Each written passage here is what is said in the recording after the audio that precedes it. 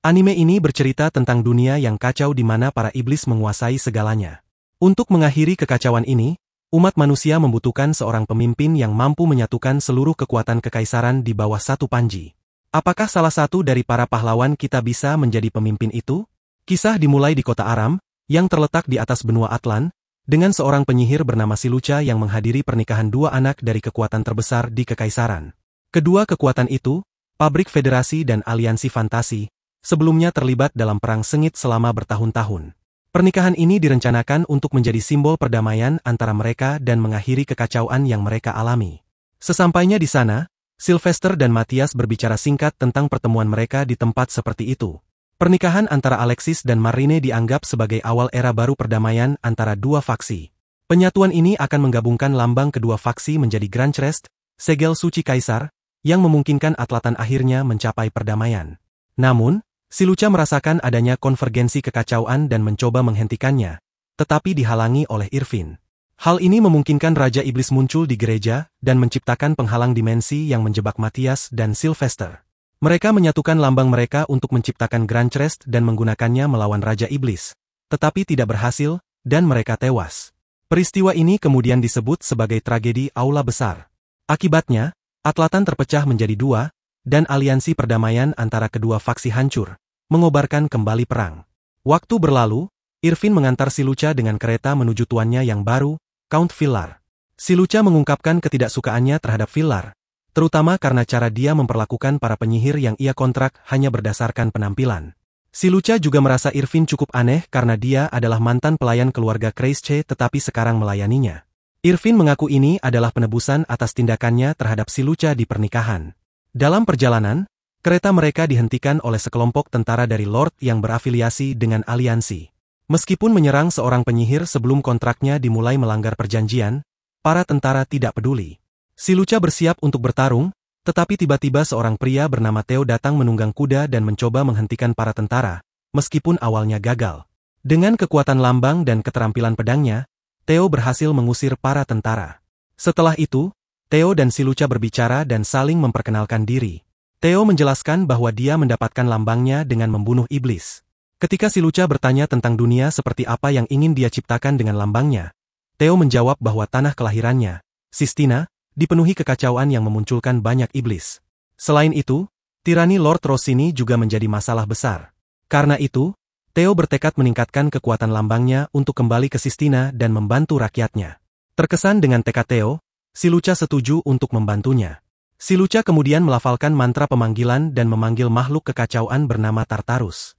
Dia mengatakan bahwa jika Theo bisa mengalahkannya dan menyerap intinya, dia akan naik pangkat menjadi ksatria. Meskipun ragu, Theo setuju dan bercanda bahwa jika dia mati, dia akan menghantui Silucha. Pertarungan pun dimulai, dan meskipun awalnya kesulitan, Theo berhasil membunuh Tartarus dengan menusuk jantungnya. Setelah itu, Theo menyerap inti kekacauan dan lambangnya berubah menjadi lambang ksatria, memungkinkan dia membuat kontrak dengan penyihir. Silucha memanfaatkan situasi ini untuk membuat kontrak dengan Theo. Sementara itu, Lord Mest Medric ditegur oleh bawahannya, Saturus, tentang konsekuensi yang mungkin terjadi akibat mengganggu penyihir yang sedang menuju tuannya. Namun, Mest mengabaikan teguran itu dan memerintahkan Saturus untuk patuh. Tak lama, seorang tentara melapor bahwa Theo dan dua rekannya telah tiba dan menuntut Mest menyerahkan lambang dan kastelnya. Mest tertawa, tetapi kehadiran Theo, Silucha, dan Irvin di ruang tahtanya, serta pengkhianatan Saturus, mengubah situasi. Mest mencoba menyerang Silucha, tetapi Theo melindunginya, dan Irvin menahan Mest dengan pisau di lehernya. Akhirnya, Mest menyerahkan lambang dan kastelnya. Setelah itu, Mest meninggalkan wilayahnya, dan Saturus bersumpah setia kepada Theo. Silucha mengumumkan bahwa Theo akan bergabung dengan persatuan daripada bernegosiasi dengan para lord setempat, demi mewujudkan visinya, meskipun dia merasa akan mati sebelum mencapainya.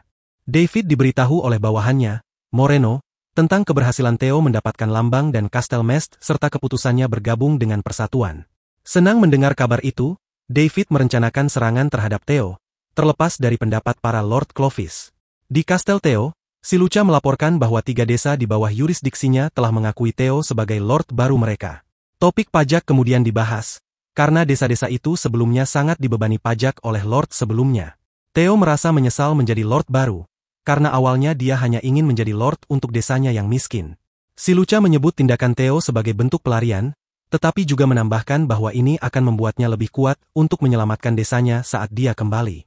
Theo mengakui keterus-terangan itu, dan si Lucha menjawab bahwa dia adalah orang yang fokus pada tujuan. Dia juga menekankan bahwa jika Theo terlalu berbudi luhur, itu tidak akan cocok untuk mencapai tujuan mereka. Kemudian di kamarnya, si Lucha dan Irvin membahas tindakan Lord-Lord sekitar. Irvin yakin Lord Sievis, Lasik David, akan bergerak lebih dulu. Dengan kekuatan militer besar dan tentara bayaran, si Lucha mempertimbangkan untuk meminta bantuan temannya daripada menyewa tentara. Irvin menyetujui dan melanjutkan tugas pengintaiannya. Dengan kepergian Irvin, si Lucha memanggil Ser Balgari, kucing familiarnya. Saat tiba, Ser Balgari mengizinkan si Lucha menggendong dan menggaruk telinganya, suatu kehormatan yang membuatnya senang. Si Lucha kemudian memberitahu Ser Balgari bahwa ia ingin dia menyampaikan pesan kepada Aishela, yang membuatnya gelisah. Namun, setelah Ser Balgari menyelesaikan tugasnya, si Lucha menjanjikan banyak camilan untuknya. Mendengar itu, Ser Balgari setuju dan menghilang. Sore itu, si Lucha dan Theo berbicara tentang alasan si Lucha meninggalkan tugasnya membuat kontrak dengan penguasa yang telah ditetapkan. Si Lucha enggan melayani penguasa dengan motif mencurigakan dan lebih memilih penguasa dengan idealisme mulia seperti Lord Leon. Theo hanya perlu mempertahankan keyakinan moralnya saat meraih kekuasaan, dan si Lucha akan selalu ada di sisinya. Tanpa ragu, Theo setuju dan berkata akan mengandalkan si Lucha, yang kemudian berterima kasih padanya. Malam itu, David dan pasukannya bersiap untuk menyerang kastil Theo. Penyihir David, Moreno, yang merupakan kenalan si Lucha, diperintahkan untuk mengurusnya. Keesokan paginya, David bersama 50 pasukan dan 5 tentara bayaran mendekati kastil Theo. Si Lucha meminta Theo tetap di kastil, sementara dia dan Aishela yang baru tiba akan menangani semuanya. Aishela memeluk si Lucha saat bertemu. Setelah mengetahui Theo adalah tuan si Lucha, Aishela memperingatkan Theo bahwa dia akan membunuhnya jika bertindak tak pantas terhadap si Lucha. Theo lalu diperkenalkan kepada Ser Balgari, sementara Aishela memilih senjatanya untuk bertempur. Ketika pasukan musuh cukup dekat, David memberi sinyal untuk menyerang. Menyadari bahwa penyihir musuh telah menggunakan mantra tak terlihat untuk pengintaian, si Lucha mengatur Irvin ke sayap kanan, Aishela ke tengah, dan dirinya sendiri ke sayap kiri. Di sisinya, si Lucha menjebak para prajurit dalam tembok ajaib dari tanah dan membuat mereka pingsan dengan mantra petir. Namun, Moreno mendaratkan serangan ringan pada si Lucha dengan sihirnya. Menyatakan dirinya kepada mantan juniornya, Moreno berencana menggunakan si Lucha sebagai sandera untuk memenangkan pertempuran dan menyerangnya dengan pedang. Si Lucha bertahan dengan sihir perlindungan. Di sisi Aishela, dia memaksa musuh mundur, mengejar mereka, dan menjebak pemimpin mereka, Peter, dengan ciuman. Peter mencoba melawan dengan mengorbankan diri, namun gagal, membuatnya mundur bersama pasukannya. Aishela menjadi tertarik pada Peter, yang membuatnya tidak nyaman. Sementara itu, Irvin dengan mudah mengalahkan musuh di sisinya hingga David mengirim Kapten Gluck untuk melawannya. Gluck mengeraskan kulitnya seperti baja, membuat pisau Irvin tidak efektif. Irvin lalu melemparkan pisau ke mata kanan Gluck, titik lemahnya. Si Lucha dan Moreno saling melemah karena kelelahan. Theo tiba, menggantikan si Lucha, dan bertarung dengan Moreno hingga berhasil melukai pipi kirinya. Di tempat lain, Irvin dan David bersiap untuk bertarung, tetapi Theo menghentikan mereka dengan mengungkap bahwa dia menahan penyihir musuh. Karena itu, David menyerah. Malamnya, David menyerahkan diri dan bersumpah setia kepada Theo dengan harapan Theo akan menaklukkan wilayah sekitarnya. Theo setuju dan mengambil lambang David, meningkatkan pangkatnya menjadi baron. Setelah kredit, Villar berbicara dengan Margaret tentang pembangkangan si Lucha. Utusan bernama Priscilla Farnese dari Ordo Lambang mengunjungi kastil Theo untuk bergabung. Si Lucha mencoba mencegah Theo menerima mereka karena rumor tentang mereka yang menyita lambang para penguasa. Namun, Theo tetap menerima mereka, membuat si Lucha kesal. Saat makan malam, David membanggakan kemenangan atas para penguasa lokal. Moreno memuji keberhasilan Theo memenangkan Lord Neeman. Kini, wilayah Sievis Barat berada di bawah kendali Theo. Si Lucha menjelaskan bahwa tujuan Theo adalah menguasai wilayah di bawah Uni, meskipun itu akan merusak reputasinya. Theo juga menerima nama keluarga Cornaro, nama pahlawan Sistina yang dikhianati oleh keluarga Rossini. Dengan itu, si Lucha mengirim Moreno untuk bernegosiasi dengan Raja Sievis agar mengakui kemerdekaan wilayah Theo. Setelah itu, si Lucha diberitahu bahwa Raja Clovis akan mengakui kemerdekaan Theo asalkan dia tidak menyerang wilayah Clovis. Rumor tentang Theo yang dianggap boneka si Lucha membuatnya khawatir. Saat ingin membahasnya, Irvin melaporkan bahwa Case Hazard muncul di dekat kastil.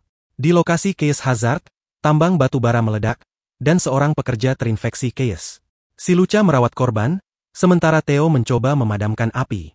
Seekor salamander Chaos Beast muncul, dan Theo gagal melukainya. Aishela mengalihkan perhatian salamander, sedangkan Theo dan Irvin mengevakuasi penduduk. Priscilla menyembuhkan korban, sementara si Lucha menggunakan sihir air untuk mengalahkan salamander. Namun, tubuh salamander meledak, merusak kota. Si Lucha melindungi Priscilla dan korban dengan penghalang, sementara Theo melindungi si Lucha dari ledakan. Hari setelah kejadian di kota yang dihancurkan oleh salamander, si Lucha terbangun di kamarnya dengan Aishela duduk di samping tempat tidurnya. Begitu terbangun, si Lucha segera menuju ke sisi Theo, yang terlihat sedang berbicara dengan beberapa penduduk. Melihat luka-luka yang dialami Theo pada malam sebelumnya, si Lucha merawatnya.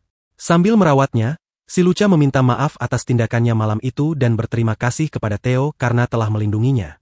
Theo menyebutkan bahwa ia mendengar Sartorus berhasil menyelesaikan negosiasi dengan Clovis. Si Lucha lalu mengatakan bahwa ia dimarahi karena tidak menghormati perasaan Sartorus.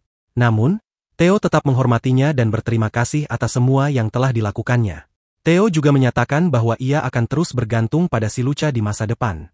Senang mendengar itu, si Lucha mengatakan bahwa mereka harus bernegosiasi dengan aliansi di masa depan, dengan Aubeste Meletes, mentornya, sebagai pihak yang akan dihadapi. Kemudian, Moreno kembali dari negosiasi dengan Viscount dan melaporkan bahwa negosiasi tersebut gagal total. Tampaknya masalah itu hanya akan diselesaikan di medan perang karena semua tanah dianggap milik sang Viscount.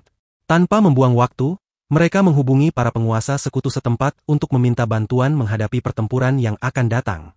Pada hari pertempuran, David memprediksi peluang kemenangan mereka sangat tipis.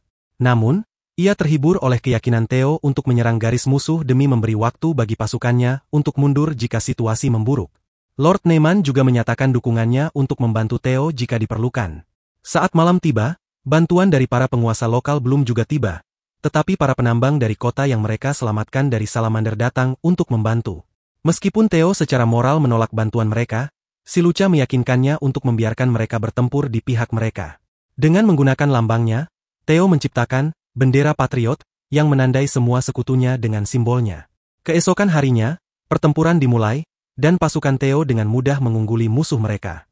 Serangan mereka diperkuat dengan bergabungnya pasukan Free Lords atas perintah Theo. Mereka mendukung Theo setelah mengetahui motif tersembunyi Raja Saphis untuk merebut crest para Lord. Mengalami kekalahan telak, Raja Saphis mundur dan bersumpah akan membalas penghinaan yang dialaminya. Berkat mundurnya sang raja, secara resmi dinyatakan bahwa Theo adalah pemenang pertempuran itu. Akhirnya, si Lucha bertindak sebagai utusan untuk Marine Kreische guna menegosiasikan aliansi dengan faksi Marine. Marine mengatakan akan mempertimbangkannya, dan si Lucha pun pergi. Aubeste menolak gagasan bergabungnya Theo dengan aliansi, karena hal ini akan mendorong banyak lord lain untuk mengikuti jejaknya.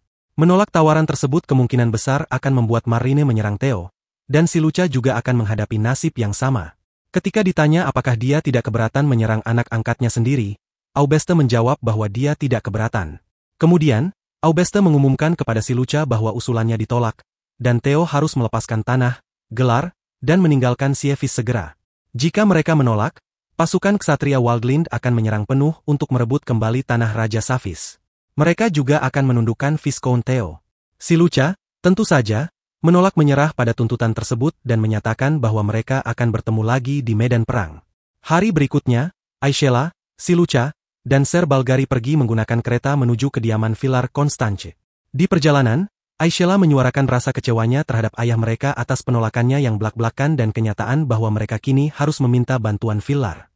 Namun, bukannya bertemu Villar, si Lucha disambut oleh Margaret, penyihirnya. Meskipun si Lucha mencoba membentuk aliansi dengan Margaret sebagai perwakilan Villar, Margaret menolak. Malam itu, di Kastil Theo, diumumkan bahwa pasukan ksatria Waldlind akan menyerang dengan pasukan Raja Saphis. Meskipun mereka sangat kalah jumlah, sebuah rencana pengepungan disusun. Lassik akan menjaga gerbang barat, Neyman di gerbang timur, dan Aishela di gerbang selatan. Harapannya, meskipun terpaksa menyerah, mereka akan mendapatkan cukup simpati untuk membuat musuh menghormati kondisi mereka. Keesokan harinya, si Lucha menyadari bahwa pasukan musuh tidak sebesar yang diharapkan. Ketika pasukan musuh mendekati gerbang utama, Aishela memerintahkan pemanahnya menembakkan panah dan meminta Gluck melemparkan batu besar ke arah mereka. Kedua taktik itu gagal, dan Aishela memerintahkan pasukannya mundur sambil menunggu perintah si Lucha. Saat musuh berhasil menghancurkan gerbang, Aishela maju menyerang pasukan musuh, tetapi terluka parah. Melihat kondisi kakaknya, si Lucha merasa cemas, tetapi Priscilla menyembuhkannya. Setelah meninggalkan Aishela dalam perawatan Priscilla, si Lucha bergabung dalam pertempuran. Pasukan Theo akhirnya berhasil mempertahankan kastil mereka. Setelah pertahanan kastil, dilaporkan bahwa Neyman telah meninggal dan Lasik mundur. Namun, diketahui bahwa Lasik sedang bertempur melawan Raja Safis dalam pertempuran 1 lawan 1 di jalan sempit di pegunungan. Tidak ingin kalah, Raja Safis memerintahkan pasukannya mundur agar mereka bisa bertarung di medan yang lebih luas. Namun, untuk kejutan sang raja, Gluck, Irvin, dan seorang pemanah tak dikenal melawan pasukan yang mundur. Saat Lasik semakin dekat dengan sang raja, keduanya bertarung dan Lasik akhirnya menang dengan membunuh raja. Setelah itu, diputuskan untuk melakukan negosiasi gencatan senjata antara kedua pihak. Theo akan sangat merelakan jabatannya, meninggalkan tanahnya, dan mengalihkan seluruh wewenang kebangsawanannya kepada Lasik. Namun, negosiasi gencatan senjata ini hanya akan disetujui dengan kematian Theo, tidak ada kompromi. Kabar mengenai kegagalan negosiasi membuat sekutu-sekutu Theo marah, dan si Lucha pun meminta maaf atas hasil tersebut. Namun, Theo tidak marah atas kegagalan ini, dia justru merasa senang karena mereka telah sejauh ini untuk mencapai impian mereka. Sementara itu, di markas musuh, Aubeste dan Marine berdiskusi mengenai langkah selanjutnya dalam perang. Pagi hari berikutnya, pasukan musuh kecil, termasuk Aubeste dan Marine, bergerak menuju kastil Theo.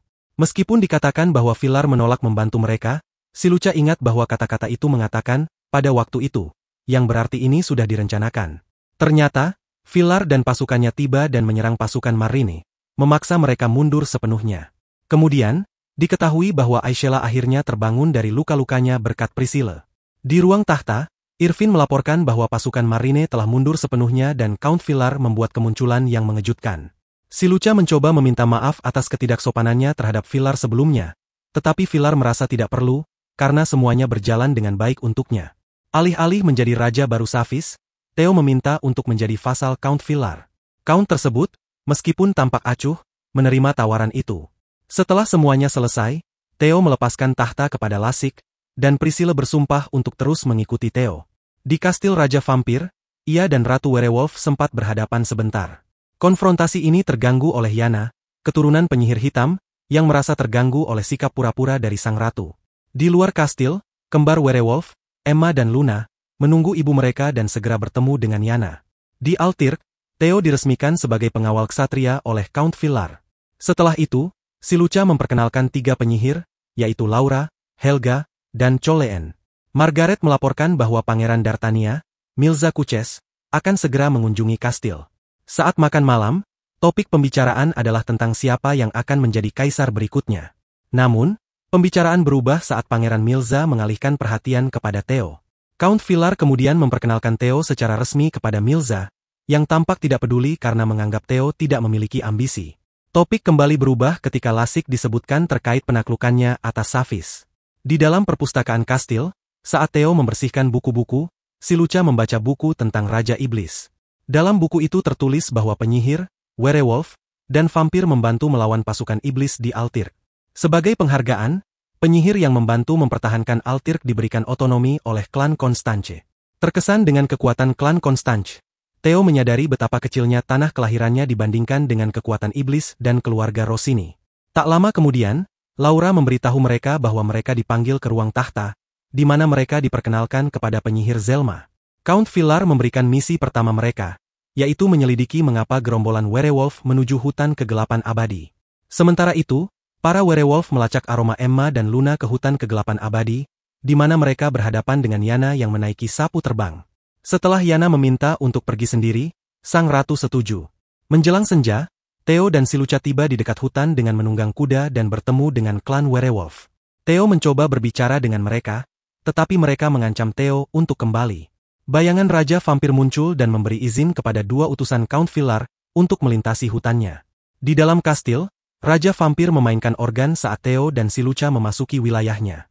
Di bawah tanah, Ratu Werewolf bertarung melawan Yana, yang menyandera kedua putrinya, dan kehilangan lengan kanannya dalam proses tersebut. Kembali ke Theo dan si Lucha, mereka bertemu Raja Vampir Dimitrie dan bertanya tentang Ratu Werewolf. Dimitrie menjawab bahwa sang ratu bersama Yana yang memiliki urusan dengannya. Lebih jauh, Dimitrie meminta mereka menyampaikan pesan kepada tuan mereka bahwa tujuan vampir adalah memulai kembali zaman kegelapan dengan kekacauan tertinggi.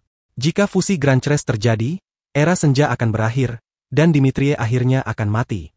Ketika ditanya apakah dia penyebab serangan di pernikahan, Dimitrie menjadi gelisah, dan Theo bersiap melindungi si Lucha. Meski tidak terjadi pertempuran, Dimitrie mengungkapkan bahwa Ratu berada di ruang bawah tanah bersama Yana. Ia kemudian meninggalkan kastilnya dengan berubah menjadi sekumpulan kelelawar. Di ruang bawah tanah, Ratu Werewolf terluka parah. Saat Yana mengejeknya, Theo dan si Lucha tiba. Mengetahui Dimitrie telah meninggalkannya, Yana, meski terguncang, memutuskan untuk bertindak liar.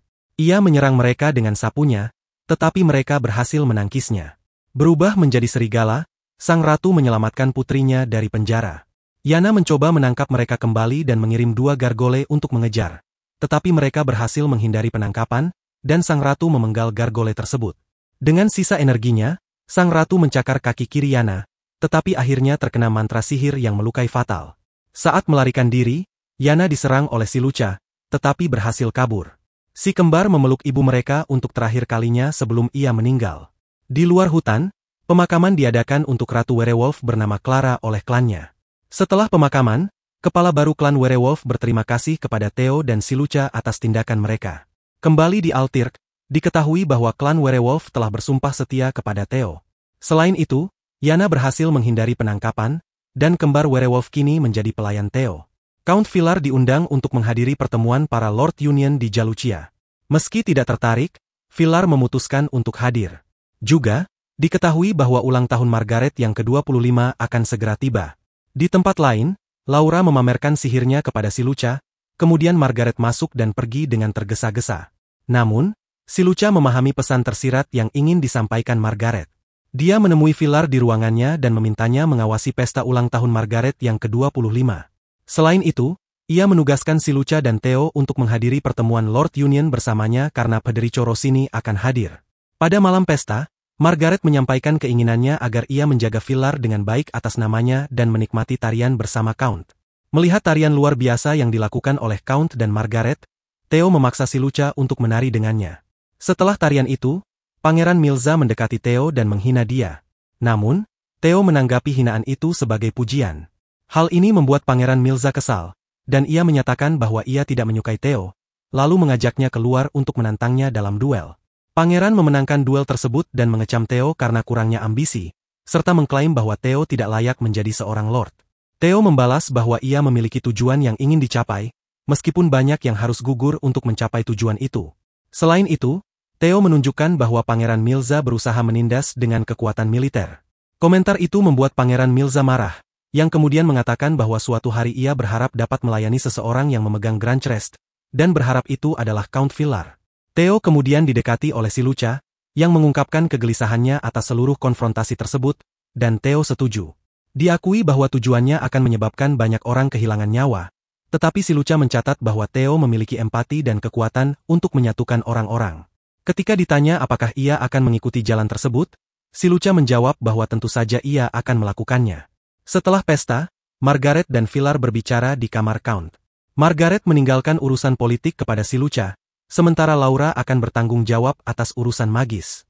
Dalam diskusi, Count Villar menceritakan tentang orang tuanya dan bagaimana ia mengalami kekerasan oleh ibunya demi melindunginya dari ayahnya. Pengakuan itu membuat Margaret menangis, dan ia menyatakan cintanya kepada Count, yang meskipun membalas perasaannya, tidak dapat sepenuhnya melakukannya karena alasan pribadi. Keesokan harinya, Count Villar mengadakan pertemuan dengan Theo, si Lucha, Lassik, Moreno, dan para lord lainnya. Pertemuan itu membahas pertemuan Lord Union yang akan datang dan bagaimana pasukan Lassik akan menaklukkan Clovis, Forbes, dan Ismaya. Ketika rencana mereka dijalankan, para lord tak dikenal dari Forbes bergabung dengan Union. Setelah mengetahui keberadaan dan tindakan Lord Forbes lainnya, diputuskan bahwa Theo akan menangani Baron Radovan. Pangeran Milza menawarkan diri untuk mengurus Baron Brannis, yang telah membarikade dirinya di dalam kastil. Pangeran tiba di kastil, segera mengambil alih situasi, dan membunuh semua lord. Theo tiba di kota pelabuhan yang dikuasai oleh Lord Latvan Torias. Dalam kilas balik antara Theo dan si Lucha, terungkap bahwa Lord kota pelabuhan itu tidak akan menyerah dengan cara apapun. Memang benar, Lord Latvan menolak menyerah, dan si Lucha menyarankan untuk menantangnya di luar kota. Lord Latvan bertemu Theo di luar bangunannya dan menyatakan bahwa ia berpihak pada Factory Alliance. Karena itu, ia menolak bernegosiasi dan hanya ingin menyelesaikan masalah melalui pertempuran. Mendengar ini, Theo menjelaskan bahwa jika ia menerima tantangan Lord tersebut, ia juga harus melawan warga kota. Lord Latvan mengonfirmasi hal ini, tetapi Theo mengungkapkan bahwa jika ia mundur hari itu, Lord Lasik akan datang dengan 30.000 pasukan. Hal ini membuat warga setempat gelisah, dan Theo mengusulkan kompromi. Ia menyatakan bahwa jika Lord Latvan dan pasukannya menghadapi pasukannya dalam pertempuran, mereka akan menyelamatkan warga kota dan Latvan bisa mati dengan kehormatan.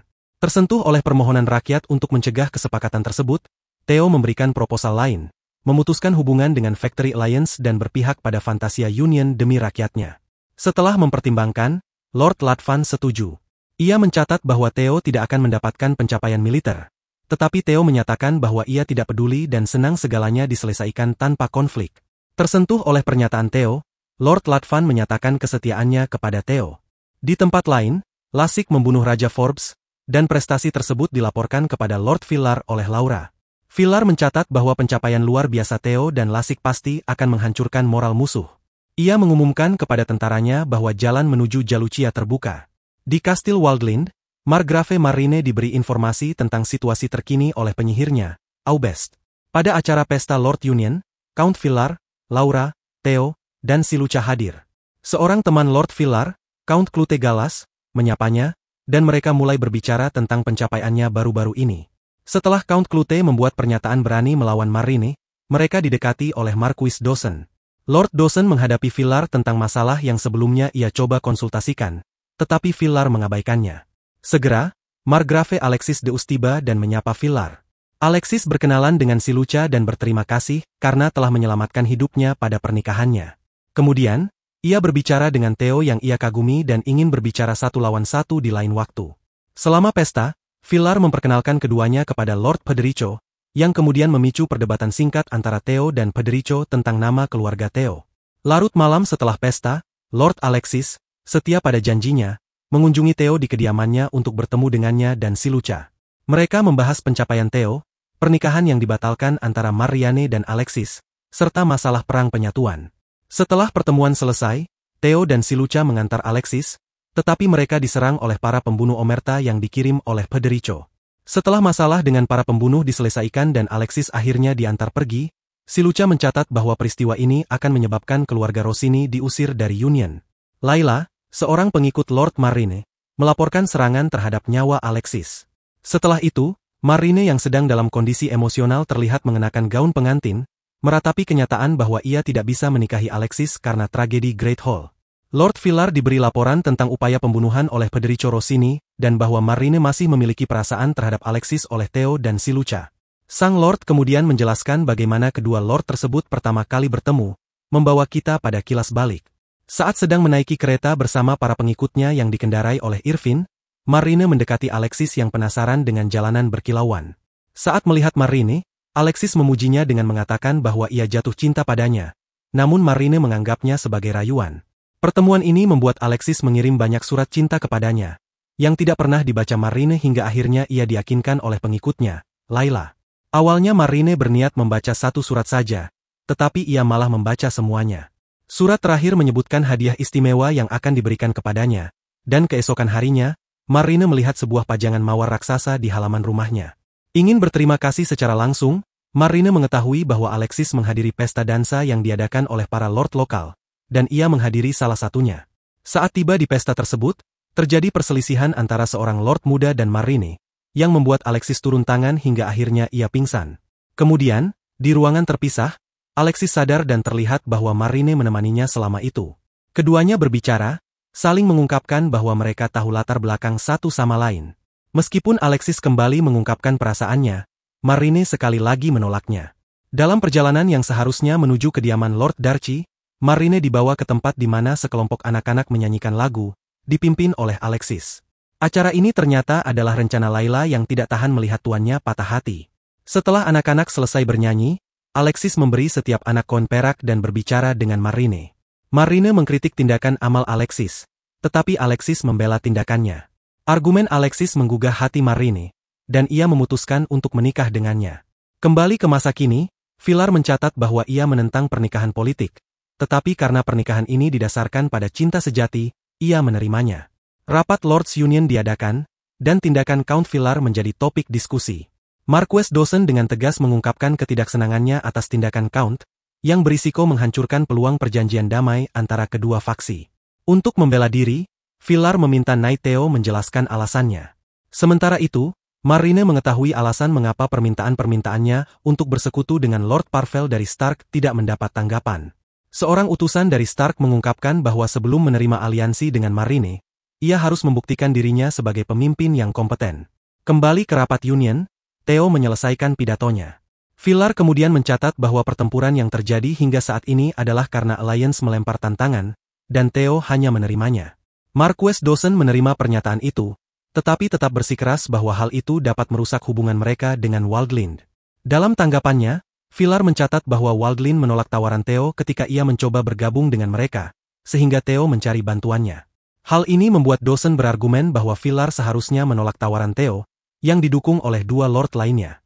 Dengan berani, Villar menyatakan bahwa ia akan membantu siapapun di Union, terutama mereka yang diserang. Selanjutnya, Villar mencatat bahwa negara netral Bredland akan diserang oleh Raja Laut Erik. Dawson mengklaim bahwa mereka perlu menggagalkan rencana itu, dan Villar setuju sambil mencatat bahwa Union harus benar-benar memperhatikan kepentingan mereka. Karena mayoritas setuju untuk berperang dengan Alliance, Lord Alexis pun setuju.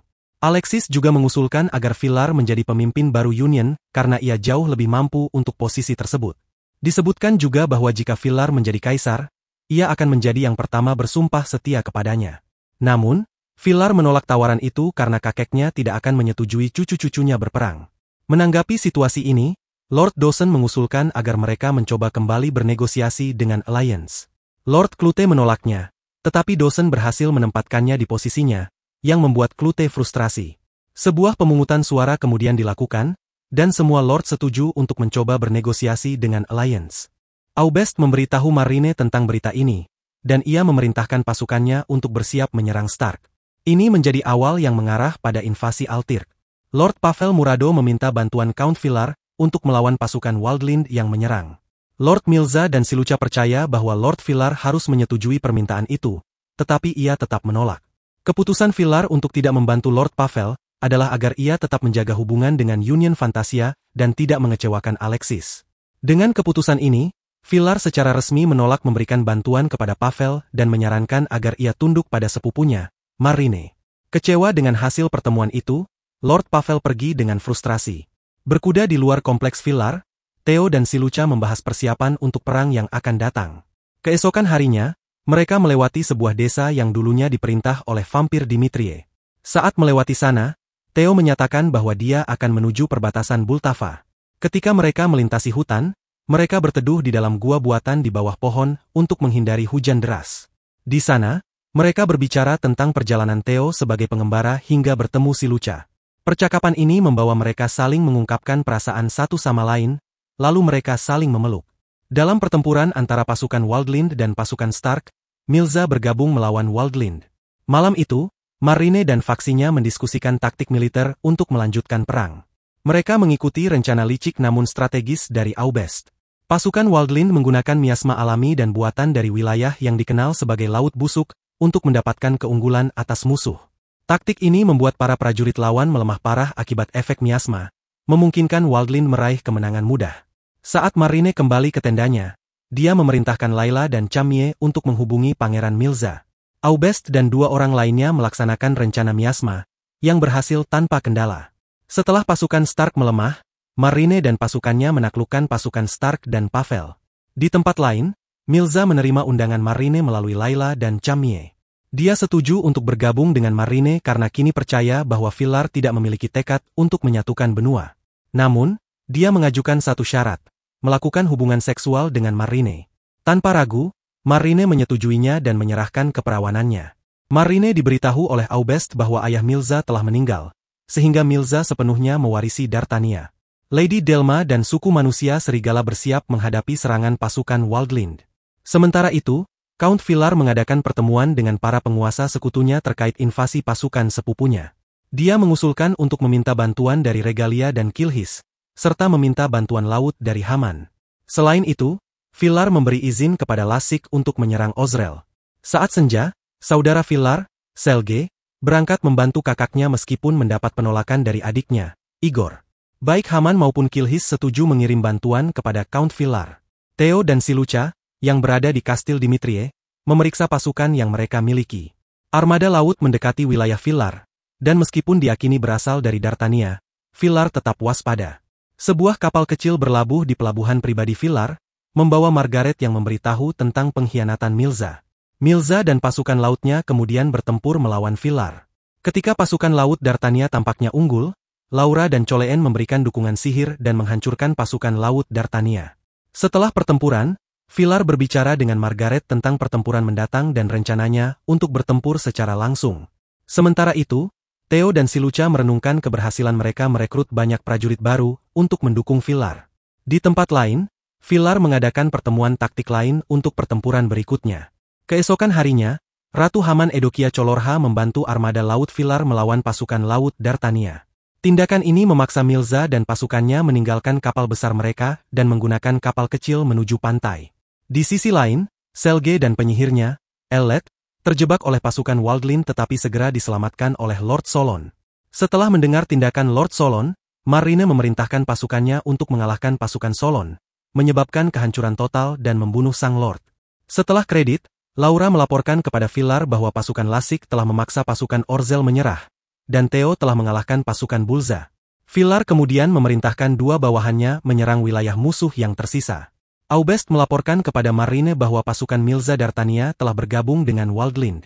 Selain itu, dia melaporkan bahwa armada Lady Ulrika akan segera tiba di Kastil Unicorn.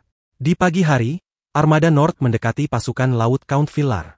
Mengetahui bahwa armada lautnya telah mengalami kerusakan parah dalam pertempuran sebelumnya dan pasukan North sangat kuat, Villar menyadari bahwa ajalnya sudah dekat. Namun, dia tidak menyerah tanpa perlawanan. Villar bersiap untuk bertempur dengan bantuan mantan penyihirnya, Margaret, dan akhirnya membalas perasaannya. Saat pasukan North dengan mudah mengalahkan armada Haman, Ratu Edokia menyaksikan kapalnya tenggelam dan mengalami gangguan mental. Dalam pertemuan para penguasa, Alexis, Dawson, dan Clute membahas invasi pasukan Waldlind. Dawson mendorong negosiasi, sementara Clute berpendapat bahwa itu akan gagal. Alexis mengusulkan untuk menyerah demi menyelamatkan Villar, tetapi gagasan ini ditolak.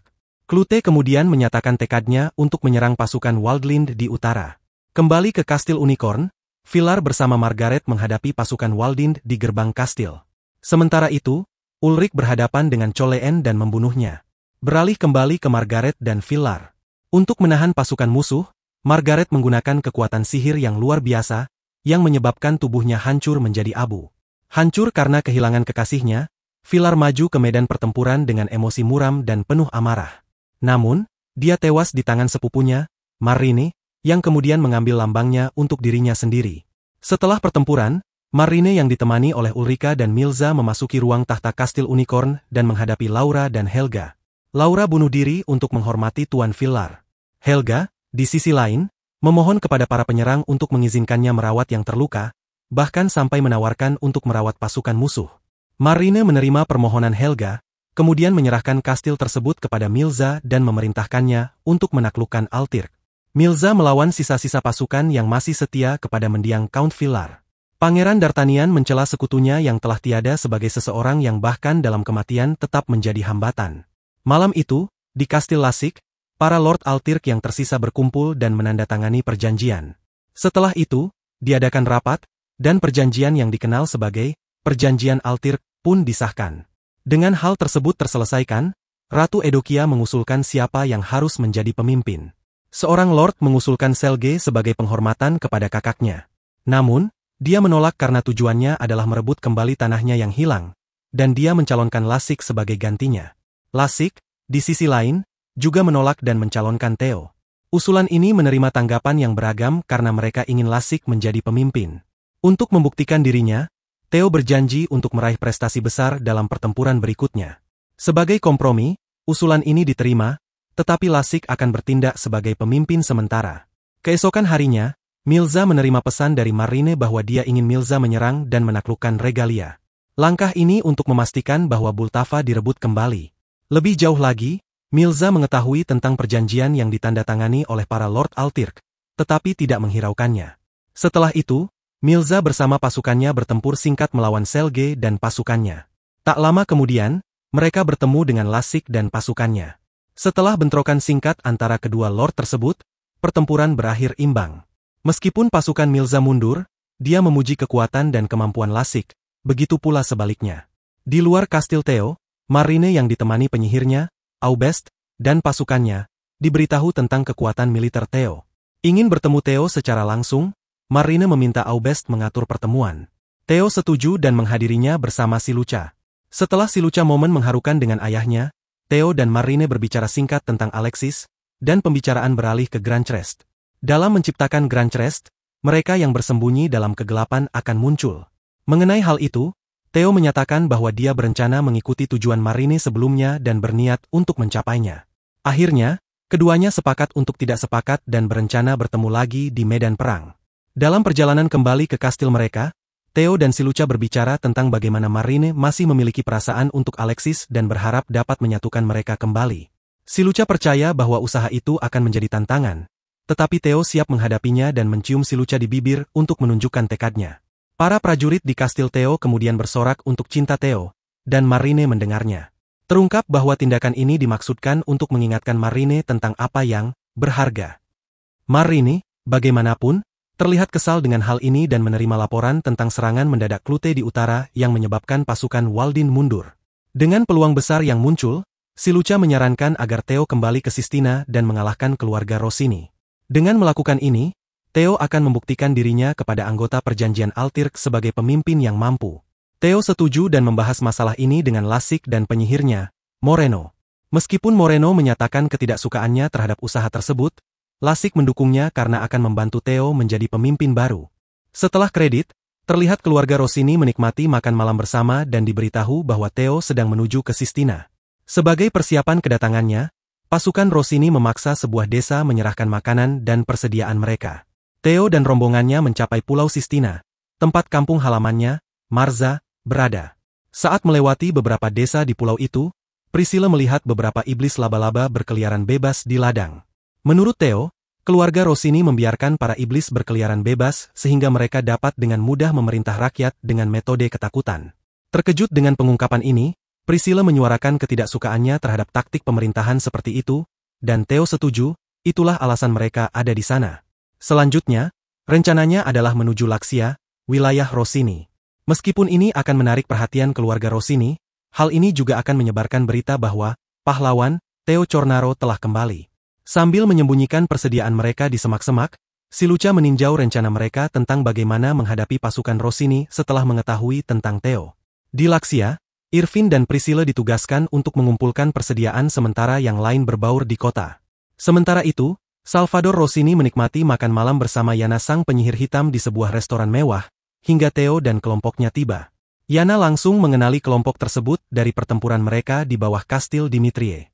Mengingat bahwa musuh Yana juga adalah musuhnya, Salvador memperkenalkan dirinya, dan Theo melakukan hal yang sama. Mendengar nama Theo, Salvador mengejeknya, dan Theo bersumpah untuk membebaskan Sistina dari keluarga Rossini. Tersinggung, Salvador mengaktifkan crestnya, yang juga menundukkan pengunjung lainnya di restoran. Tidak ingin melibatkan orang-orang tak bersalah, Silucha menggunakan sihir flash, dan kelompok tersebut melarikan diri lalu berkumpul kembali di luar.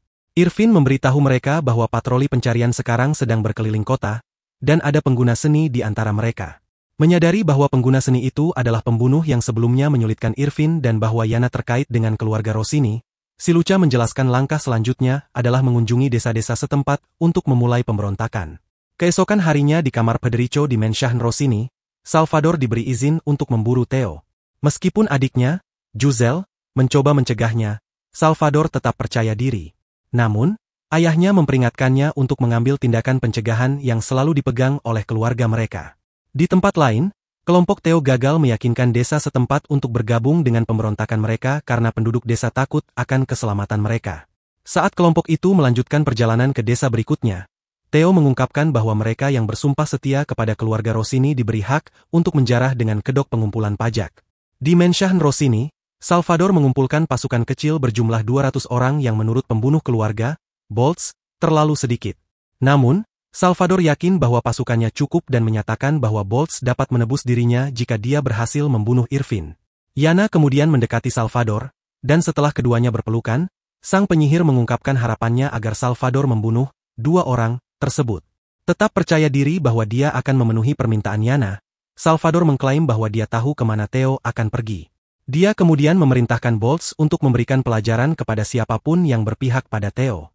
Pada saat yang sama, kelompok Theo dilempari batu oleh penduduk desa karena dicurigai berlindung di desa tersebut. Di tepi sungai, kelompok itu berdiskusi tentang langkah berikutnya karena mengunjungi lebih banyak desa untuk meminta bantuan tampaknya tidak ada gunanya. Si Lucha mengusulkan agar kelompok itu menuju ke Marza, kampung halaman Theo. Meskipun awalnya tampak ragu, Theo akhirnya setuju, mengklaim bahwa dia ingin mereka semua melihat kampung halamannya. Kilasan masa lalu memperlihatkan hari ketika Theo meninggalkan pulau itu, sementara teman masa kecilnya, Rebecca, memohon agar dia tetap tinggal. Namun, Theo bersikeras untuk pergi. Di masa kini, Theo dan kelompoknya bertemu Rebecca dan memintanya untuk mengumpulkan penduduk desa untuk membahas urusan mereka. Saat Theo berbicara dengan kepala desa, si Lucha mengetahui dari Rebecca alasan Theo meninggalkan pulau tersebut. Hal itu terjadi karena seseorang di desa melaporkan ayah Theo yang memiliki tempat penyimpanan rahasia untuk mengurangi pengumpulan pajak. Meskipun tidak lagi menyimpan dendam terhadap desa, Theo mencoba meyakinkan penduduk desa untuk bergabung dengan perjuangannya melalui sebuah pidato. Setelah selesai, dia mencoba pergi, tetapi dihentikan oleh Rebecca yang menyarankan agar dia mengunjungi makam ayahnya sebelum pergi. Saat senja tiba, Theo dan Rebecca pergi ke tebing tempat ayahnya dimakamkan. Mereka berbicara singkat tentang semua pencapaian Theo sejak meninggalkan desa. Theo tiba-tiba mengakhiri pembicaraan tersebut dengan menuduh Rebecca tidak hanya memihak Rossini tetapi juga menjebaknya. Alasan Theo tetap mendatangi jebakan tersebut adalah untuk melindungi desa dan Rebecca. Sebaliknya, Rebecca tidak diancam sama sekali, tetapi dijanjikan tempat di kota jika dia mematuhi Rossini. Semua ini tidak akan terjadi jika Theo tidak meninggalkan pulau dan hanya mematuhi hukum Rossini.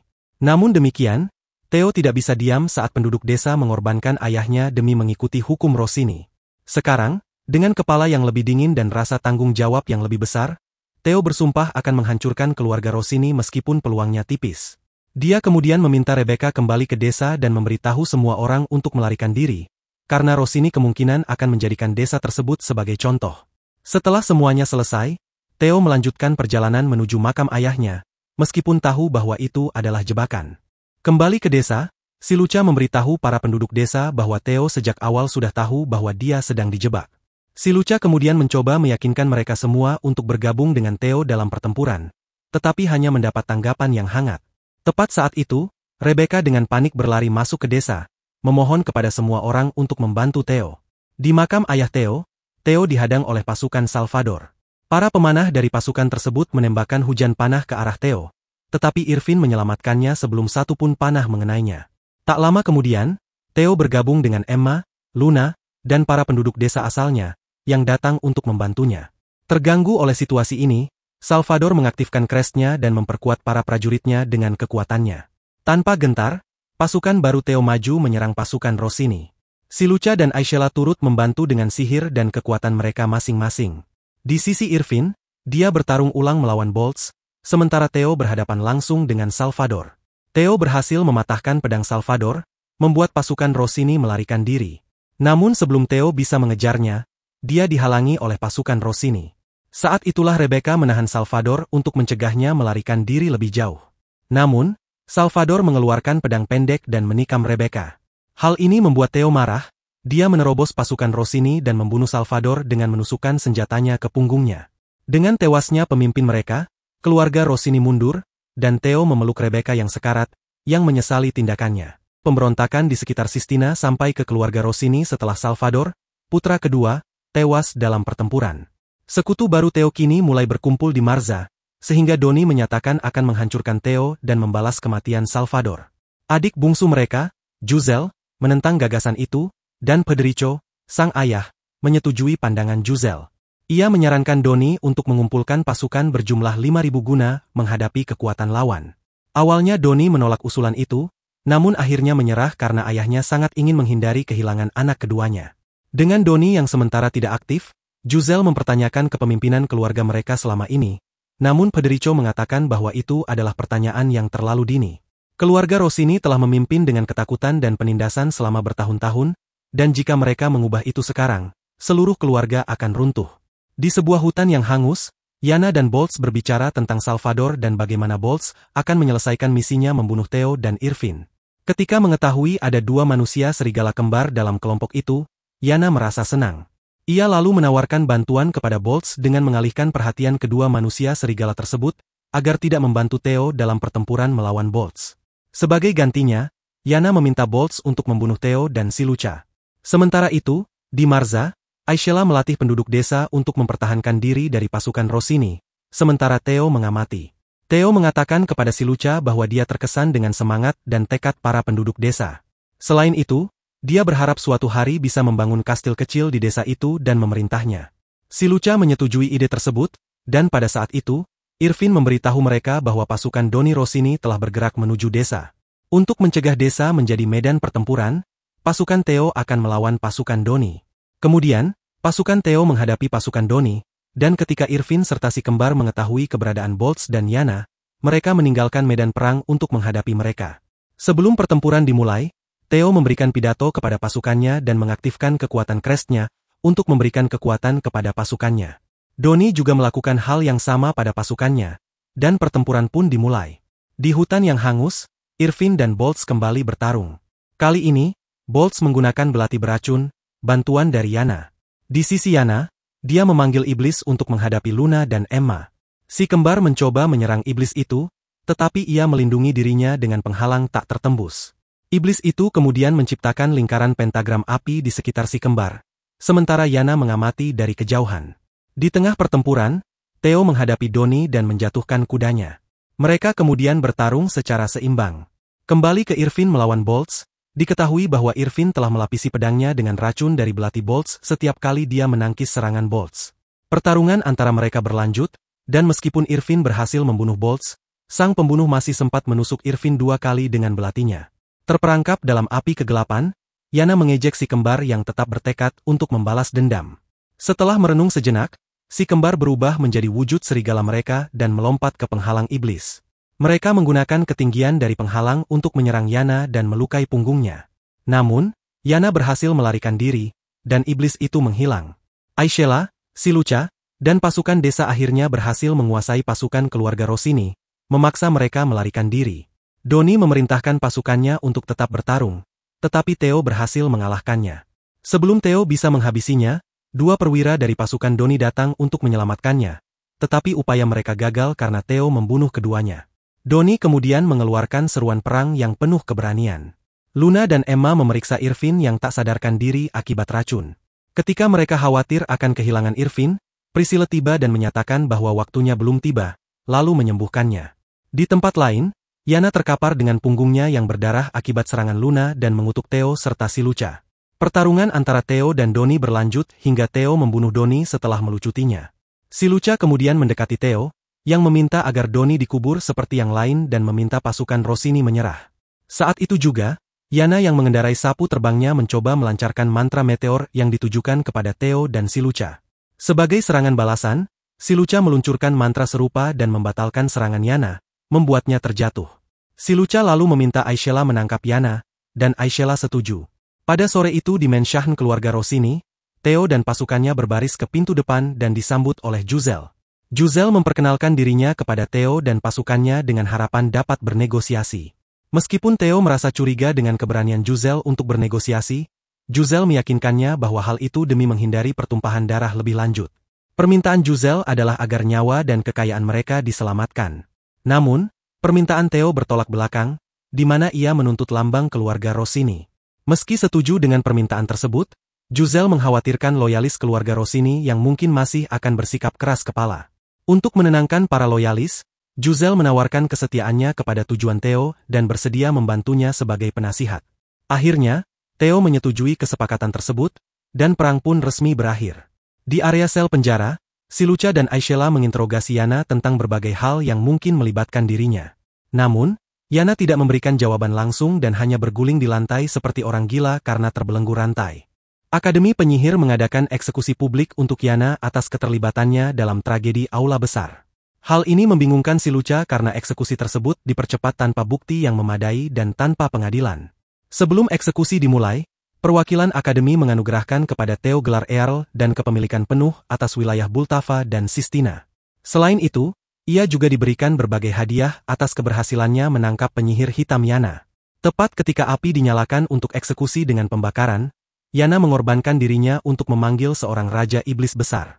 Berita tentang eksekusi dan pencapaian Theo sampai ke Milza, yang diberitahukan oleh bawahannya, Telius, di ruang tahtanya.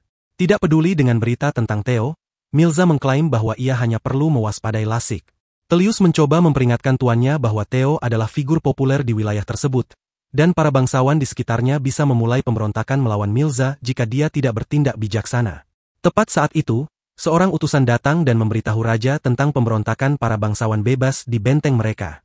Memantau situasi di benteng, Milza ingin tahu mengapa benteng dengan 1000 pasukan dapat jatuh dalam 2 hari. Benteng tersebut diserang secara mendadak, di mana setengah pasukannya terbunuh dalam serangan pengalihan.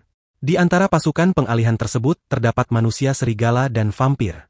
Telius kemudian menegaskan bahwa ini bukan lagi pemberontakan, tetapi deklarasi perang terhadap Milza dan pasukan Artuknya.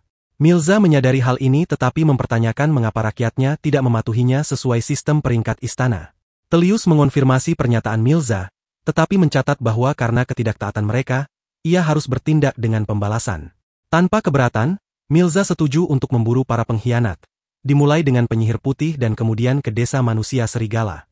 Akhirnya, target terakhir adalah bangunan para bangsawan bebas yang menyerang benteng. Pada malam setelah dia meluncurkan serangan mendadak ke desa penyihir putih, Milza menyadari bahwa dia terlalu menghormati orang-orang Villar. Oleh karena itu, mulai saat itu, dia akan sepenuhnya mengarahkan perhatiannya pada invasi regalia tanpa ampun.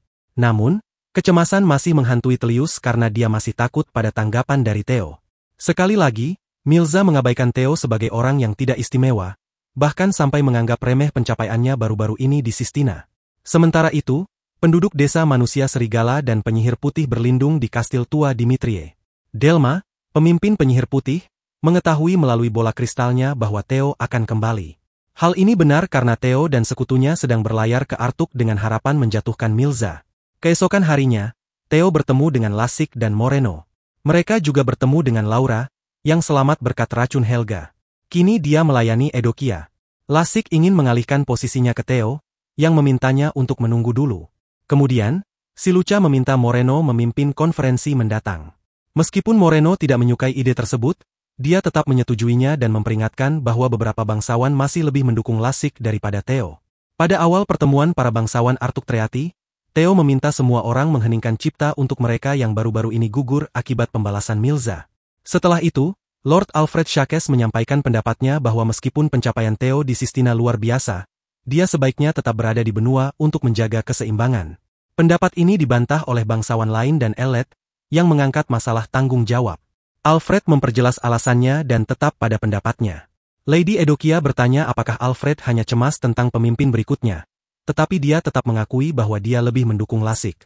Selain itu, Edokia mencoba mempertahankan pasukan North dengan uang dan cadangan logistiknya yang hampir habis. Mengejutkan semua orang, Theo mengakui fakta-fakta tersebut. Dia kemudian menyatakan bahwa dia akan bertanggung jawab atas para bangsawan yang gugur selama ketidakhadirannya, dan akan mengalahkan Milza sendiri. Selge tidak keberatan karena dia merasa tidak mampu membalaskan dendam kakaknya. Tanpa keberatan, diputuskan secara bulat bahwa deklarasi Theo akan dihormati. Di tempat lain di Kastil Marine, Marine mengadakan pertemuan dengan Milza dan Ulrika. Pertemuan ini membahas penaklukan Artuk, perubahan fokus Marine dari Ozari ke Bultava, dan kemudian ke Theo. Pertemuan itu segera terganggu oleh Aubest, yang memberitahu mereka tentang deklarasi Theo untuk merebut kembali hutan kegelapan abadi. Tanpa membuang waktu, Milza bergegas pergi, tetapi juga diperingatkan agar tidak meremehkan Theo. Di kastil lama Dimitrie yang terletak di hutan kegelapan abadi, Theo bernegosiasi dengan perwakilan desa manusia serigala dan penyihir putih. Kedua belah pihak setuju menggunakan hutan itu sebagai tempat untuk mengalahkan pasukan Milza, memanfaatkan kondisi geografisnya. Namun, masih ada fakta bahwa setelah pertempuran selesai, mereka harus merebut kembali Kastil Unicorn. Untuk tujuan berikutnya, Juzel mengusulkan merekrut pasukan dari perjanjian Artuk, dan si Luca setuju. Untuk menghadapi bala bantuan musuh, mereka menjalin pembicaraan dengan pemberontakan anti-Milza dari Dartania.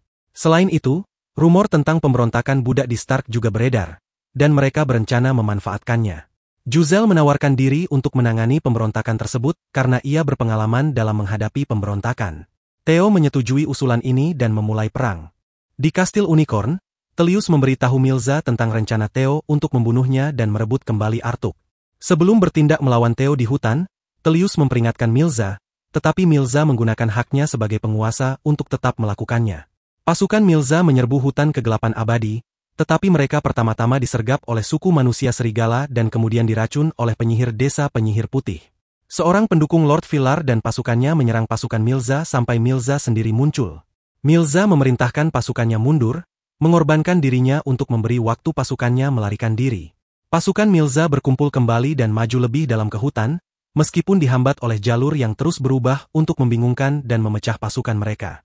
Akhirnya, Milza mencapai kastil dan menantang Theo untuk duel. Namun, Theo menolak dan memperingatkan bahwa jika Milza dan pasukannya tidak meninggalkan hutan sebelum malam, mereka akan terperangkap di hutan haus darah tersebut. Milza setuju untuk mundur tetapi secara terbuka menyatakan akan menaklukkan Altirk sementara Theo bertahan di kastilnya. Meskipun kemenangan berpihak pada Theo, mereka menyadari bahwa pertempuran berikutnya akan sangat sulit. Di Kastil Unicorn malam itu, Tullius memberitahu Milza tentang rencana yang mungkin. Pilihan pertama adalah kembali ke Bultava, dan pilihan kedua adalah menyerang Kastil Unicorn. Milza bersumpah akan menghancurkan pasukan Theo. Tullius mengusulkan mengirim pasukan ke selatan untuk menyerang pasukan perjanjian dan memancing Theo keluar dari persembunyian. Milza terkesan dan meminta Tullius melanjutkan persiapannya. Berita invasi mencapai Theo, yang diberitahu oleh Silucha. Silucha menyarankan untuk melawan Milza dengan pasukan sukarelawan dari warga Altirk. Dengan memanfaatkan keberangkatan Milza dari kastil untuk menyerang selatan, Silucha merekrut bantuan dari Moreno, Laura, dan Ellet. Saat pasukannya bergerak, Milza diberitahu bahwa Lord Regalia Selge telah melarikan diri, meninggalkan penyihirnya. Tullius curiga, tetapi Milza menganggap ini sebagai kabar baik. Saat kembali ke kastil, Milza dan pasukannya melihat pasukan Theo bersama sekutu menuju Kastil Unicorn. Tullius memperingatkan bahwa pasukan mereka hanya berjumlah 5.000, sementara pasukan Theo berjumlah 50.000. Dia menyarankan untuk meminta bala bantuan dari Waldlind, Stark, dan Dartania. Meski enggan menunjukkan kelemahan dengan mundur, Milza akhirnya menyetujui usulan Tullius. Di Waldlind, Marine diberitahu oleh Aubest tentang pengepungan Kastil Unicorn. Marine mengirim 3.000 tentara, tetapi Ulrika menolak membantu karena ingin menyelesaikan serangannya di Hammond. Sementara itu, Edokia mencoba meningkatkan moral pasukannya dengan deklarasi dramatis bersama penyihirnya, Laura. Tindakan ini menginspirasi pasukan Edokia untuk melawan pasukan North. Di sisi lain, pemberontakan di Stark dimulai, dibantu oleh Juzel. Sementara itu, pasukan Theo telah membangun benteng melawan Milza di Kastil Unicorn. Tanpa bala bantuan dari Dartania atau Ulrika, Milza tetap tidak ingin menyerah melawan Theo. Para penguasa perjanjian Altirk berkumpul di ruang tahta Kastil Unicorn untuk mengenang Count Villar. Theo, yang kini bergelar Adipati, diangkat sebagai pemimpin baru perjanjian Altirk. Selge mengumumkan bahwa dia meninggalkan nama keluarganya dan menyerahkan hak keluarga Constange kepada adiknya, Igor. Theo kemudian mengusulkan untuk memenuhi keinginan mendiang Count Villar, membuat perdamaian dengan aliansi dan memutus hubungan dengan Union untuk mengambil posisi netral. Meskipun ini tidak hanya mengguncang hubungan mereka dengan serikat, tetapi juga menguntungkan aliansi. Theo mengklaim bahwa mereka akan tetap bekerja sama dengan serikat dan melawan aliansi demi mendamaikan kedua pihak tersebut. Setelah pembahasan selesai, Theo memulai perayaan atas kemenangan yang mereka raih di medan perang. Tak lama kemudian, Irvin dan pelayan istana lainnya datang ke ruang tahta membawa jamuan besar. Para bangsawan menikmati pesta meriah, dan malam itu, Theo menikmati secangkir teh bersama Silucha di kamarnya. Mereka berbicara tentang pangkat baru Theo, posisinya sebagai pemimpin perjanjian Altirk, dan bagaimana kerendahan hatinya terhadap para bangsawan lainnya dalam pesta tersebut. Akhirnya, Theo mengungkapkan kepada Silucha bahwa saat ia kembali ke Marza, ia ingin Silucha ada di sisinya bukan hanya sebagai mitra, tetapi sebagai kekasihnya. Sementara itu, Aubest melapor kepada Marine tentang Theo yang menjadi pemimpin baru perjanjian Altirk. Untuk menghadapi situasi ini, Marine merencanakan untuk mengeliminasi Earl Lecho Leurs guna melemahkan kekuatan militer perjanjian secara drastis. Keesokan harinya, Priscilla menyiram taman bunga dan didatangi oleh Theo serta Silucha. Di dekat air mancur, mereka membahas Paus Leon dari Ordo Jubah yang telah menyatakan dirinya sebagai Holy Grail. Hal ini bertentangan dengan kenyataan bahwa Priscilla sendiri adalah Holy Grail karena ia lahir dengan jubah yang menyerupai Grail. Ayah Priscilla juga merupakan pendiri Ordo Jubah yang mengajarkan bahwa Holy Grail dapat menghilangkan kekacauan di dunia. Dengan semua ini, Paus Leon mungkin melihat Priscilla sebagai ancaman bagi posisinya. Tidak hanya itu, karena doktrin Ordo adalah mengumpulkan semua jubah di dunia, dia mungkin mencoba merebut jubah Priscilla juga. Namun, Theo menyatakan bahwa jika itu bisa menyelamatkan nyawa teman-temannya, dia rela menyerahkan jubahnya tanpa berpikir dua kali. Irvin kemudian mendekati si Lucha dan melaporkan bahwa Earl Le Chouleurs telah tewas dalam pertempuran melawan pasukan Waldland. Kabar ini membuat Theo terpukul, dan ia juga mengetahui bahwa Marquess Dawson telah bergabung dengan aliansi, yang mengonfirmasi bahwa dia memiliki perjanjian rahasia dengan mereka. Karena perubahan situasi ini, si Lucha mengusulkan agar mereka mengunjungi Jalucia dan bertemu Lord Alexis. Meski telah memutuskan hubungan dengan Serikat, mereka menduga Alexis yang sedang patah semangat akan terhibur oleh kehadiran Theo. Di pelabuhan Jalucia, Theo dan si Lucha menunggu kabar dari Irvin bahwa Alexis ingin bertemu mereka berdua. Mereka berbicara dengan Alexis tentang Theo yang menjadi pemimpin perjanjian, pemutusannya dengan Serikat, dan bagaimana Alexis harus berdamai dengan Marine. Meskipun ragu karena perang antara Serikat dan aliansi, Alexis akhirnya yakin setelah mengetahui bahwa Marine masih mencintainya. Dengan penuh tekad, Alexis merencanakan serangan terhadap Marquess Dawson dan mengerahkan pasukannya untuk menyerang benteng Dawson. Di benteng Marquess Dawson, Dawson menikmati kemenangan baru-baru ini melawan Earl Le Chouleurs. Namun, seorang pembawa pesan melaporkan bahwa pasukan Alexis sedang menyerang, yang mengejutkan Dawson. Pasukan Alexis mengepung kastil Marquess Dawson, dan Dawson ditolak mendapatkan bala bantuan dari Waldland karena pasukan Marine sibuk bertempur melawan perjanjian Altir. Dalam situasi ini, Dawson mengirim penyihirnya untuk bernegosiasi dengan meminta Lord Alexis mengizinkannya bergabung kembali dengan Serikat Fantasia. Permintaan ini ditolak, dan Alexis memberikan tuntutan balasan agar Dawson menyerahkan tanah, kekayaan, jubah, dan nyawanya kepada Serikat. Marah mendengar ini, Dawson memerintahkan pasukannya melawan pasukan Alexis. Namun, pasukan Dawson akhirnya kalah oleh pasukan Alexis, memaksa Dawson mengibarkan bendera putih. Kabar kekalahan Marquess Dawson oleh pasukan Alexis dilaporkan Aubest kepada Marine, yang membuatnya terkejut. Untuk menghadapi hasil ini, Eric, Raja Laut dari Nords, diperintahkan untuk menyerang Lord Alexis dan tetap waspada. Di kamar pribadinya, Marine meratapi keputusan Alexis bergabung dalam perang. Pada hari yang cerah, Eric dan armada lautnya bertempur melawan armada Alexis yang dikenal memiliki kapal perang besi besar yang tak terkalahkan. Eric segera memulai serangan langsung terhadap formasi cincin armada Alexis. Eric memahami kelebihan dan kekurangan taktik ini, sehingga ia memerintahkan pasukannya menyebar dan mengepung musuh. Ia kemudian mengaktifkan kekuatan jubahnya dan memperkuat seluruh pasukannya. Menjelang senja, pasukan North mendekati armada Alexis, dan Alexis memberi sinyal untuk menaikkan bendera Telcho perang. Kapal-kapal kecil dengan 2 pendayung dan 1 pemanah menghadapi pasukan North. Namun, karena taktik ini tidak cukup, Alexis memberi sinyal untuk menembakkan balista, yang menghancurkan setengah pasukan Eric. Meskipun disarankan untuk mundur, Eric menolak dan kembali mengaktifkan kekuatan jubahnya untuk memperkuat dirinya dan pasukannya. Eric menabrakkan kapalnya ke kapal formasi cincin Alexis, membantai semua pasukan musuh di jalannya. Setelah penuh darah, Eric akhirnya mencapai kapal perang besi Alexis.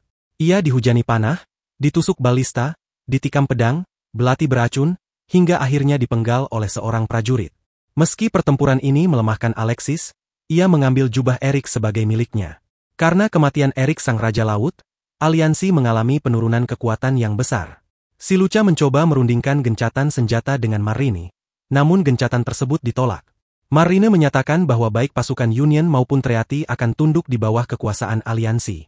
Tidak gentar dengan pernyataan ini, si Lucha mengatakan bahwa ketiga kekuatan akan menyelesaikan semuanya di medan perang. Ia juga mengungkapkan keyakinannya bahwa tragedi Great Hall diatur oleh Akademi Penyihir. Sebelum si Lucha pergi, Marine bertanya mengapa Alexis bergabung dalam perang. Si Lucha menjawab bahwa Alexis melakukannya demi Marine. Jawaban ini mengguncang Marine karena ia telah mengorbankan begitu banyak untuk mencapai posisinya saat ini.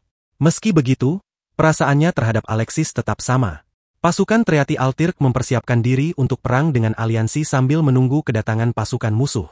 Saat senja tiba, pasukan aliansi bergerak menuju lokasi yang telah ditentukan sebagai medan perang. Pada awal pertempuran, pasukan Lord Nayuta yang dipimpin oleh makhluk ilahi miliknya, Juggernaut, memimpin serangan, diikuti oleh pasukan Lord Shahn. Mereka menghadapi serangan pemanah yang setelah mundur memanfaatkan perancah tanpa awak untuk menembakkan panah otomatis. Juggernaut menghancurkan salah satu perancah, membuka jalan langsung ke formasi musuh. Namun, ia terperangkap dalam jebakan lubang dan dihancurkan oleh pemanah di sekitarnya. Melihat tidak ada peluang untuk melanjutkan serangan, Lord Nayuta dan pasukannya mundur, tetapi dihadang oleh pasukan Lasik dan disergap oleh pemanah Selge. Di tempat lain, kapal perang Edokia diserang oleh sisa-sisa armada Nordik yang dipimpin oleh Jurgo, putra Erik.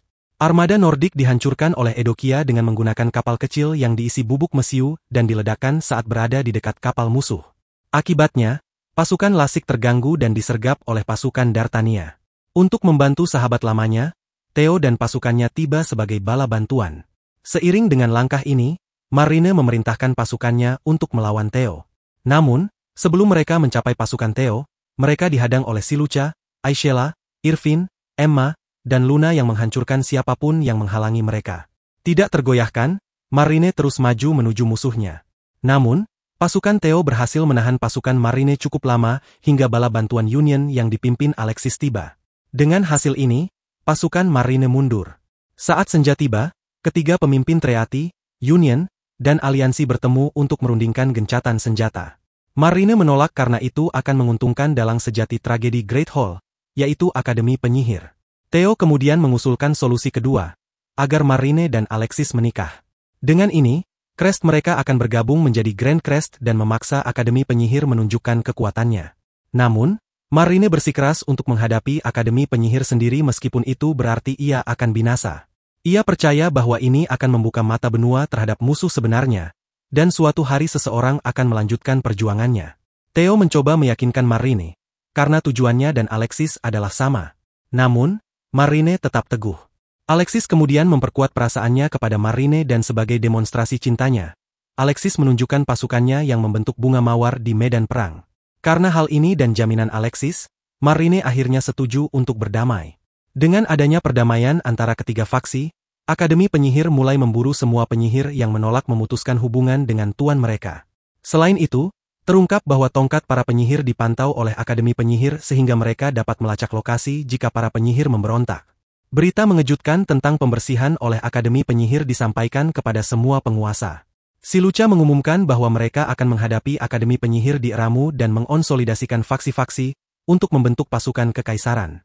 Pada siang hari berikutnya, pasukan kekaisaran akan menghadapi Akademi Penyihir di Eramu. Para penguasa dan sebagian besar penyihir mereka sepakat untuk tetap bersama pasukan kekaisaran.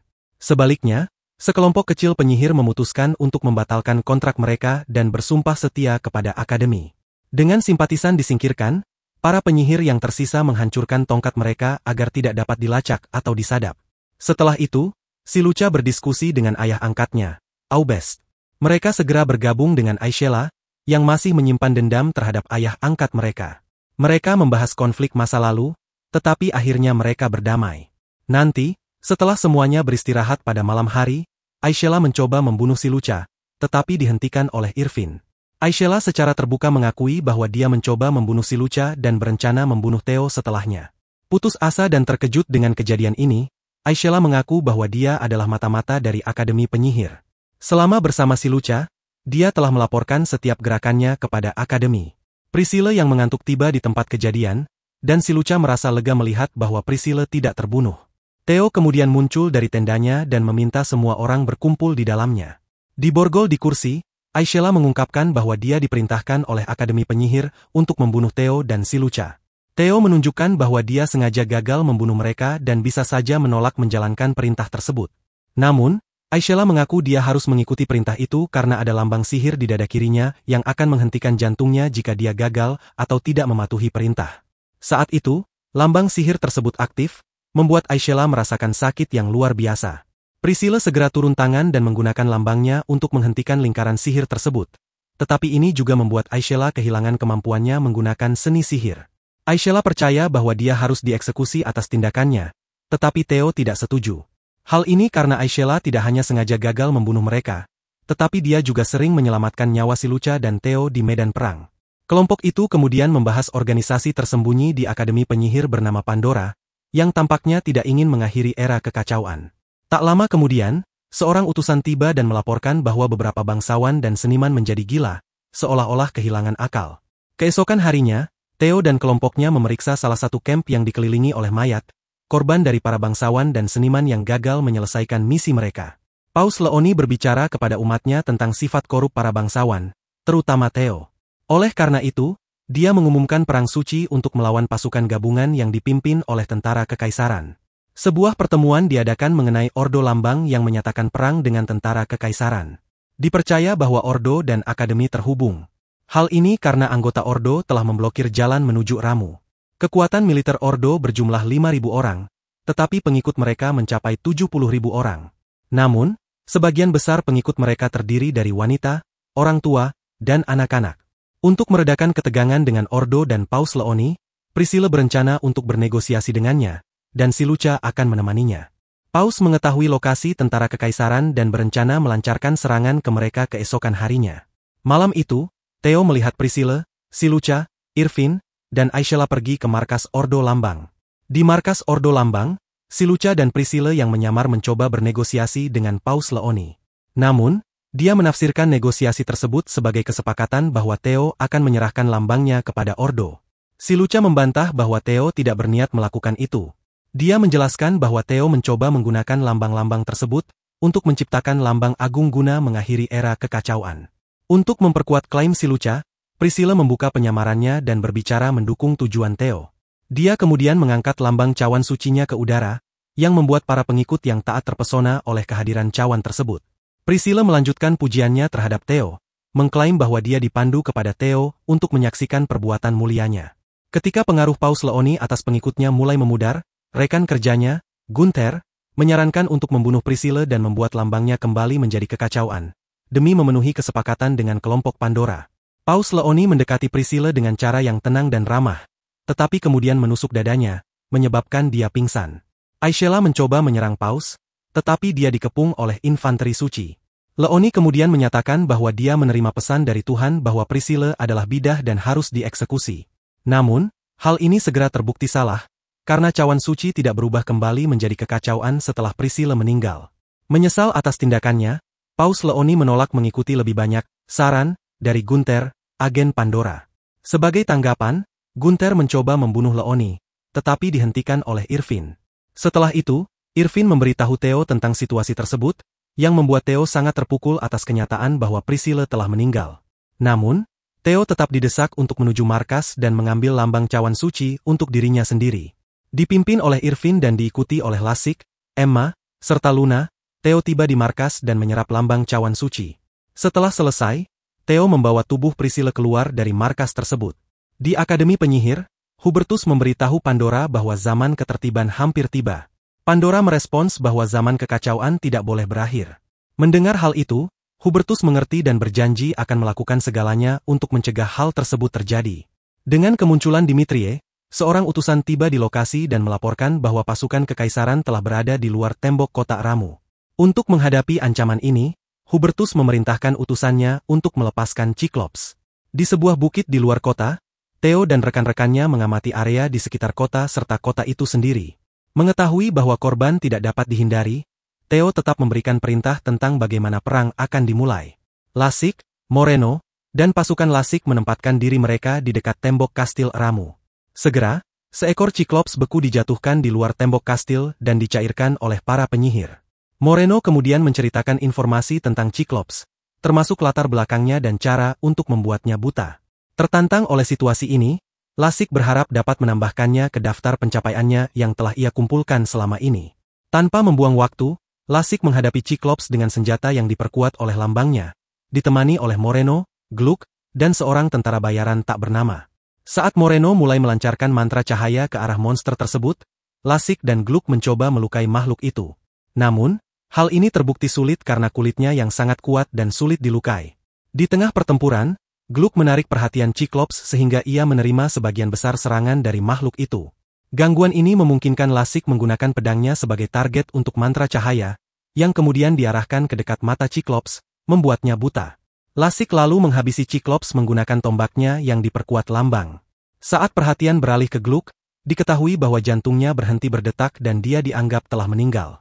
Namun, Beberapa saat kemudian, Gluck ternyata masih hidup. Dia menjelaskan bahwa otak dan paru-parunya berhenti bekerja saat dia berubah menjadi baja. Ketika kemampuan ini dinonaktifkan, semuanya kembali berfungsi. Malam itu, setelah Cyclops dikalahkan, pasukan kekaisaran bergerak menyerang kota Ramu. Tak lama kemudian, gerbang utama berhasil ditembus, dan Hubertus diberitahu tentang hasil ini. Namun, dia tetap tenang karena sudah memperkirakan hal ini. Tepat sebelum Theo dan Silucha memimpin serangan ke dalam kota, Theo, Silucha, Irvin, Aishela, Luna, dan Emma dipindahkan ke hutan kegelapan abadi. Silucha mencurigai bahwa ini diatur oleh Raja Vampir sendiri. Theo dan kelompoknya mendekati kastil Dimitrie dan di dalamnya mereka menghadapi sang vampir. Dimitrie membahas konsekuensi memulai zaman kosmos. Dia juga mengungkapkan masa lalu ketika klannya, bersama klan lainnya, bekerja sama untuk mengakhiri zaman kekacauan tertinggi. Namun, di masa kini, jika kekacauan berakhir, Dimitrie akan kehilangan keabadiannya karena seni yang memberinya hidup abadi. Aishela kemudian menyatakan bahwa meskipun dia telah kehilangan seninya, dia masih memiliki kekuatan untuk melindungi orang-orang yang ia cintai, seperti adiknya. Dia mencoba menyerang Dimitrie, tetapi Dimitrie memindahkan kelompok itu ke lantai bawah tanah kastil. Di sana, kakak laki-laki Emma dan Luna, Aion, muncul dengan sebuah peti mati berisi tubuh asli Dimitrie, sedangkan sosok yang mereka hadapi hanyalah bayangannya. Aion mengancam akan membunuh tubuh asli Dimitrie jika dia tidak menyerah. Dengan nada terhibur, Dimitrie menciptakan beberapa klon dirinya dan mengklaim bahwa meskipun tubuh aslinya mati, dia akan tetap hidup melalui bayangan-bayangan yang dia ciptakan. Tanpa gentar, Aion membunuh tubuh asli Dimitrie, tetapi ini tidak menghancurkan klon bayangannya. Klon Dimitrie kemudian melumpuhkan Aion dan kedua saudara kembarnya, lalu segera melumpuhkan Theo, Silucha, Irvin, dan Aishela di dalam area spasial yang terdistorsi. Berkat kekuatan cawan suci milik Priscilla, mereka semua berhasil membebaskan diri dari dunia yang terdistorsi tersebut dan kembali ke lantai kastil. Di sana, Aion menggunakan taringnya untuk menjepit Dimitrie dan memberi kesempatan kepada Theo untuk menghabisi vampir itu dengan pedang jaya miliknya yang diperkuat oleh crestnya. Meskipun Dimitrie akhirnya mati, hal itu dibayar dengan harga yang pahit, karena Aion mengorbankan dirinya untuk memastikan hal tersebut terjadi. Ditunjukkan pula bahwa satu bayangan Dimitrie masih hidup, tetapi dianggap tidak berbahaya karena telah kehilangan hampir semua kekuatannya dalam pertempuran. Di kota Ramu, Theo dan Silucha memasuki kompleks Akademi Penyihir dan menghadapi Hubertus. Menjawab semua pertanyaan Theo, Hubertus mengungkapkan bahwa semua jawabannya akan terungkap setelah Theo menyentuh patung Pandora. Meskipun Silucha percaya itu adalah jebakan, Theo bersikeras ingin mengetahui kebenaran dari segalanya. Theo kemudian menyentuh Pandora, dan ia bersama Silucha dihadapkan pada Pandora. Mereka mengetahui darinya bahwa umat manusia dulunya adalah peradaban yang sangat maju. Kesombongan, ditambah dengan penemuan energi baru yang seharusnya digunakan untuk mengembangkan umat manusia, malah digunakan sebagai senjata. Pandora kemudian menyatakan bahwa jika zaman kekacauan berakhir, umat manusia sekali lagi akan mendapatkan energi utama tersebut, yang akan menyebabkan kehancuran seluruh dunia. Meskipun kini mengetahui apa yang coba dicegah Pandora, Theo tetap bertekad untuk mengakhiri zaman kekacauan, apapun konsekuensi yang mungkin terjadi. Setelah menyatakan awal dari akhir, Hubertus meminum sebotol racun dan mengakhiri hidupnya. Setelah itu, di hadapan audiens besar dan para bangsawan tentara kekaisaran, Theo naik tahta sebagai kaisar. Selanjutnya, Theo menamai kekaisaran baru tersebut sebagai Leon dan menetapkan Ramu sebagai ibu kotanya. 3 tahun kemudian, Theo dan Silucha, bersama Alexis dan Marine, mengadakan pernikahan bersama. Di acara tersebut, Theo mengaktifkan Grand Crest-nya dan akhirnya mengakhiri zaman kekacauan. Nah, itulah akhir cerita dari anime ini. Jika kalian suka konten seperti ini, dukung channel ini dengan subscribe.